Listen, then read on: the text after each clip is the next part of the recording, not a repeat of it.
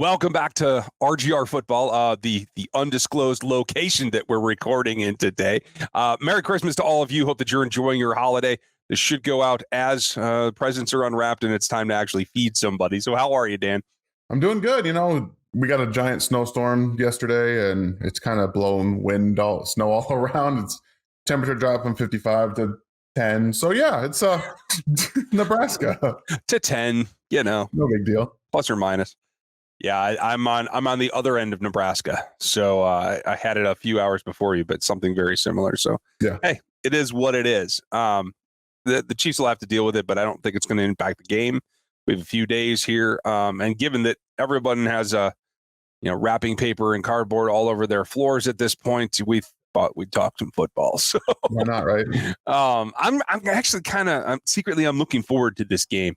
One of the players that I really like in this league, one that will eventually become a free agent because I don't think they'll be able to retain him, is Deion Jones. And he's a guy that you're going to see matched up with Travis Kelce this week, as Travis needs 62 yards for the record or whatever it is. I think that's the highlight matchup for me. What do you think? Yeah, because they're not going to have anybody that can match up with Tyreek on the outside. Let's just be honest about that. Their secondary isn't very good. And Deion Jones still isn't going to be able to take him one-on-one. As Travis Kelce showed you against the Saints last week, he needs double team attention. And even then, he's going to catch passes for first down. So, yeah. I mean, that's just kind of how it is. Deion Jones is going to be a good matchup athletically for him, but he's still going to need help outside of himself to keep up with Travis Kelce just because of the way he's able to run routes and get open. And, the run defense for the Falcons has actually been a focal point of what I've looked at. They're actually been one of the better run defenses in the league in the last, 5? Ever since they've been replaced, Raheem Morris has replaced Dan Quinn as their head coach. It seems like the run defense is amped up a bit. So I'm looking to see them still continue to get a little bit more work on the ground with Le'Veon Bell now on the outside, just to try to keep Mahomes from having to drop back 50 plus times. Because this is a game that could turn into a shootout with Matt Ryan, even without Julio Jones on the other side. Calvin Ridley is a matchup problem. I know the Chiefs have given up, the least amount of catches to receivers in the NFL this year, which is an impressive stat. But yeah, exactly. Calvin Ridley is going to test them vertically, intermediately, and short. So that's going to be where I'm looking for the offense. But for the defense, like I said, I want to see them get Le'Veon Bell a little bit more, not only just in the run game on the outside, but in the passing game, get him more comfortable, because he's going to be, I assume, the starting running back in the first playoff game for the Chiefs. Who knows what that high ankle sprain is going to be for Clyde Edwards-Helaire.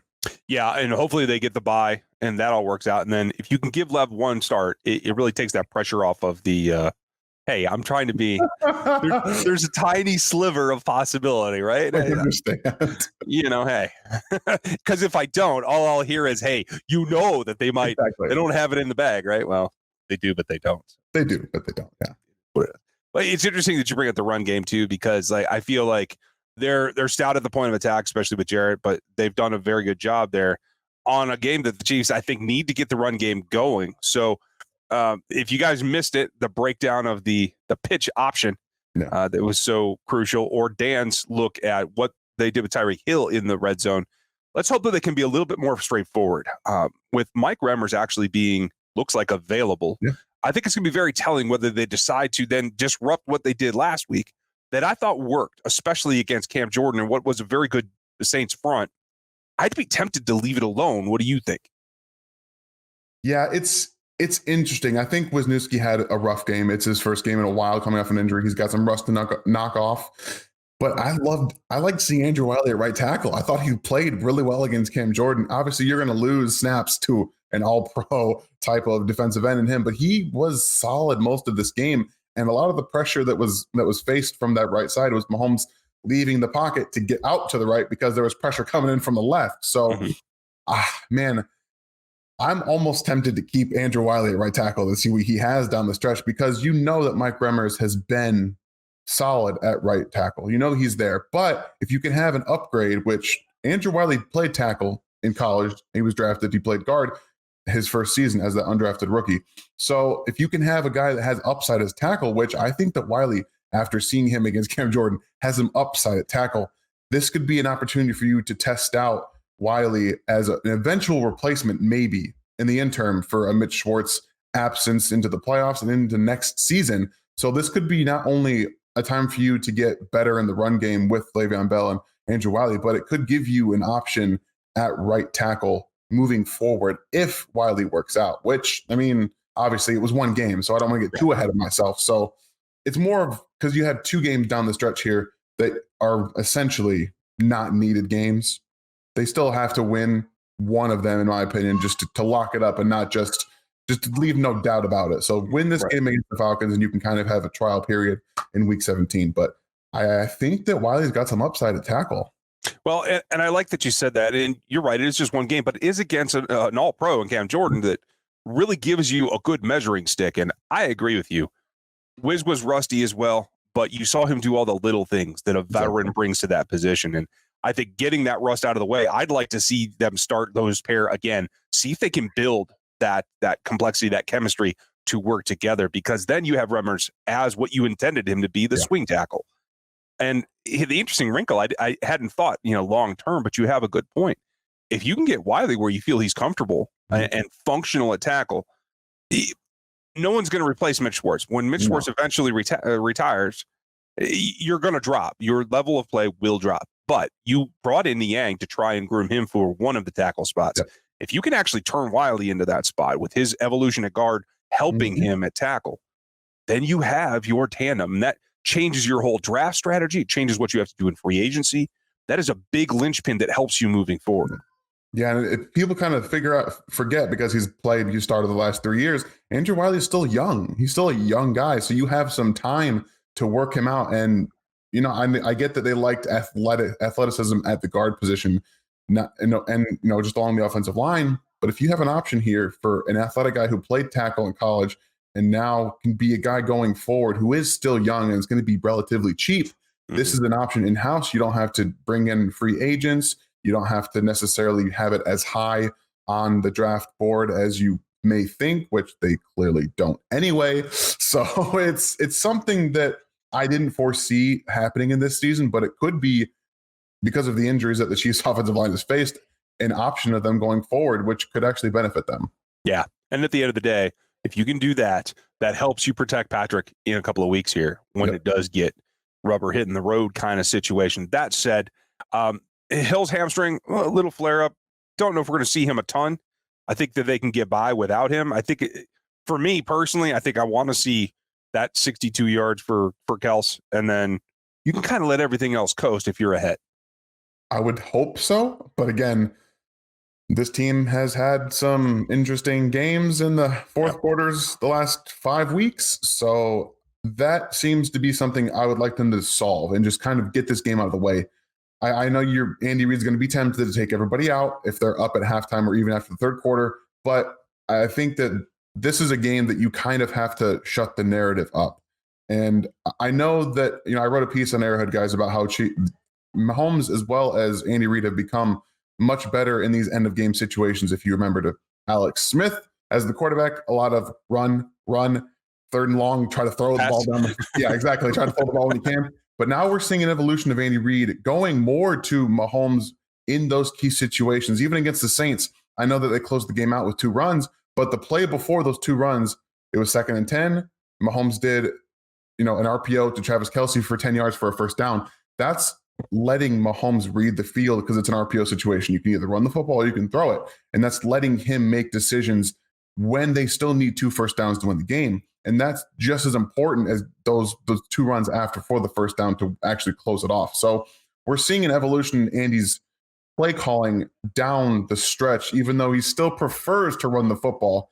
But I think he's also recognizing that this offensive line, with the issues that they're having health-wise, let Mahomes make more decisions. And he knows what to do, where to go with the football quickly. And that's something we've seen throughout games, not just in close games, but whenever he's able to identify defensive problems and attack them with Travis Kelce, Tyreek Hill, Sammy Watkins, anything. So he's able to identify pre-snap where he's going to go with the football anyway. And that's allowing them to close these games out that are close games. The last 5 games they've played outside of the bye, they've been all within 1 touchdowns. And they've, for the majority of the time, have been on the field in victory formation. So it's an interesting game in terms of that it could turn into a shootout because you never know with Matt Ryan and the Falcons. Their offense it's really hit or miss, and Matt Ryan is right now very hit or miss. So I would love for them to just end the game points, just continuously blow them out. I don't think it's going to happen just because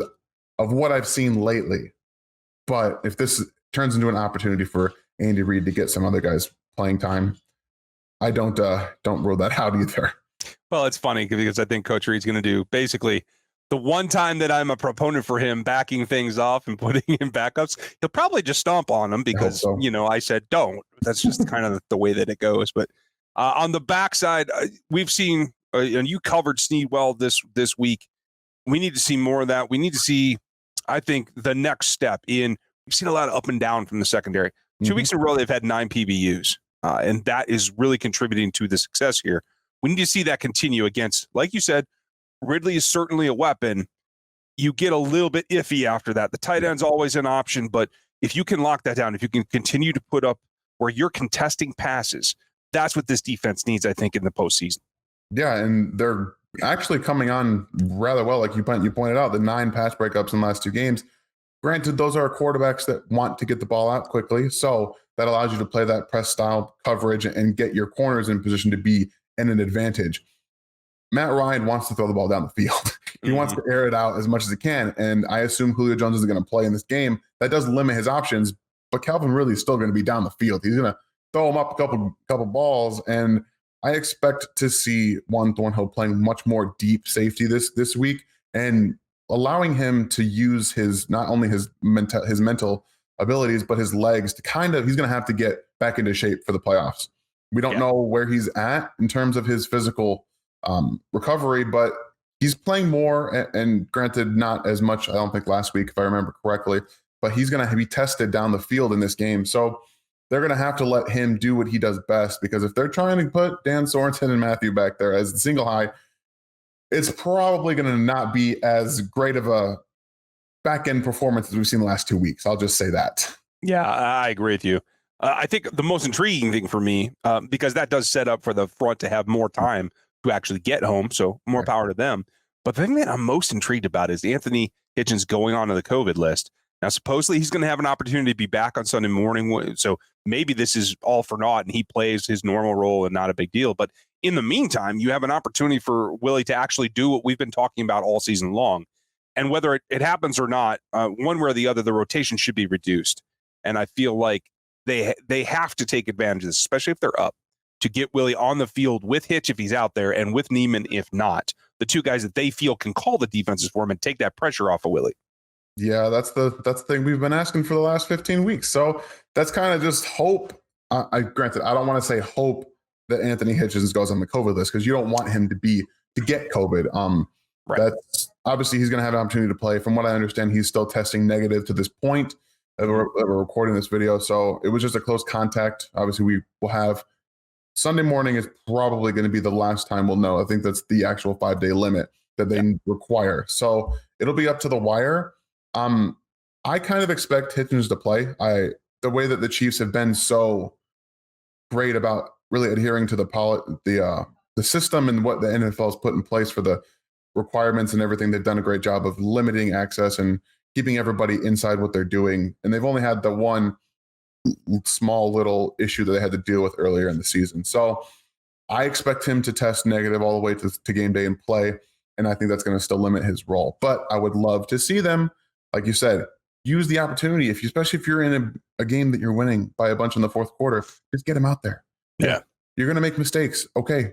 But this is a game. If you're going to let them come back anyway, like you've been doing, just let him get some repetition under his belt. Let him play against Hayden Hurst in space, who's having a really good season as a tight end for the Falcons. And you let him learn these things that he needs to know from probably a top tight end in the NFL, a top 10 tight end in the NFL.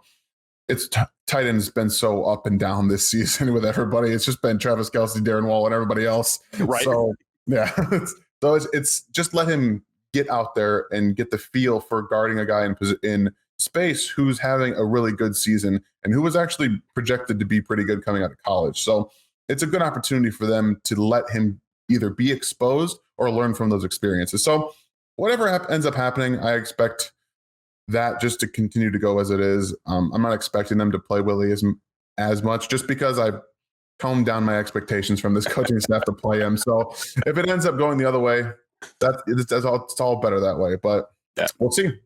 I think Hurst, and my big problem with Hurst is I always want to call him Holden. I don't know why. That's why I didn't use his name earlier. But I think he's a nice middle upper anyway, tier tight end that's got some experience. And I think is a good matchup for Gay right now to see where he's at as a measuring stick. So I'm really hopeful that that's going to happen. But at the end of the day, it is what it is. It all is situational. And how do you see the situation working out for this game? This is it's a bad Falcons defense. Like, they're not very good.